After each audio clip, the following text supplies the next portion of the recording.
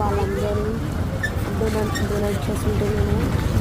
అంటే చాలామంది ఉన్నారు. అసలు 10 ప్యాకెట్స్ కొంచెం తక్కువగానే బనానాస్, వాటర్ ప్యాకెట్లు అన్నీ బనానా, వాటర్ ప్యాకెట్లు, కర్రీస్, పప్పు ప్రతి ఒక్కటి ఇస్తున్నాం. అది చూడండి, చిన్న చిన్న పిల్లలు ఉన్నారు. అది చెప్పండి చూస్తున్నారు కదండి.